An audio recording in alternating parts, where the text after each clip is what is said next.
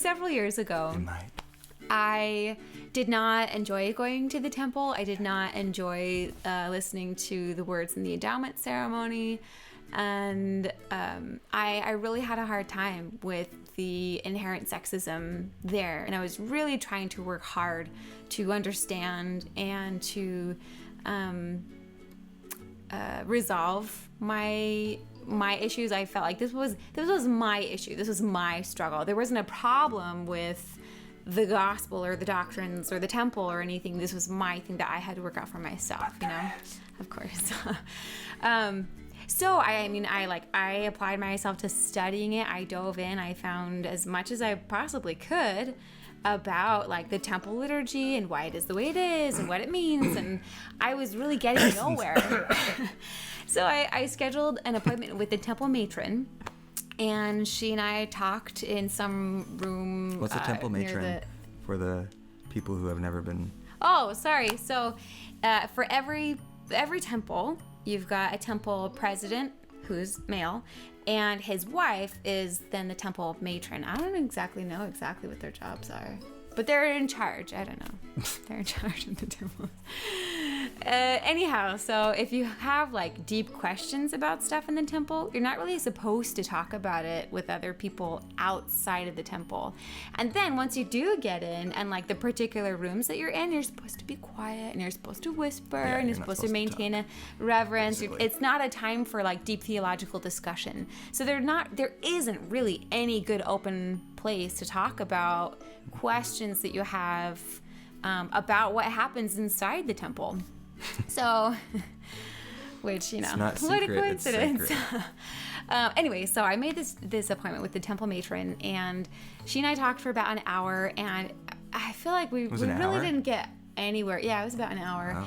And basically she was a couple generations removed from me. I think we had different views on stuff, but basically she described like this my grandparents' kind of almost benevolent sexism. You know, this idea that the man is the guardian of the home, and he has all these extra responsibilities and stuff because he, I guess, is somehow more capable of protecting the women and children of the home, and how she kind of liked it that way. And I was like, okay.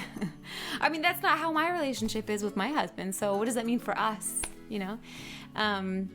Ours is much more egalitarian, and I don't think either one of us has more responsibilities as far as like protecting each other from threats that we perceive.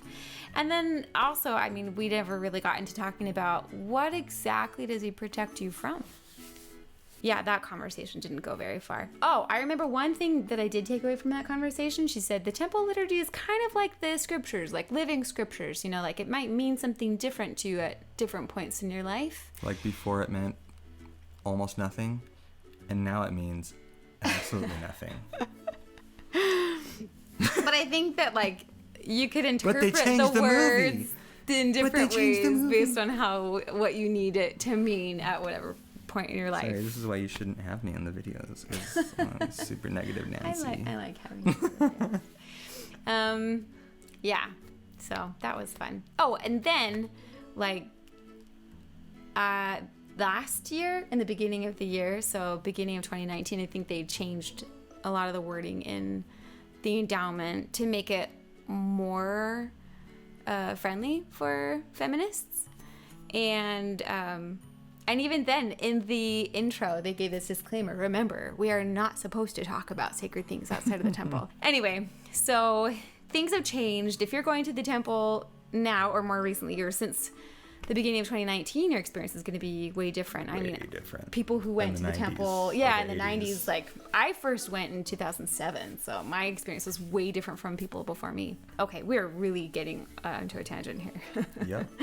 Okay, guardians of the home. You got to guard your wives and your children.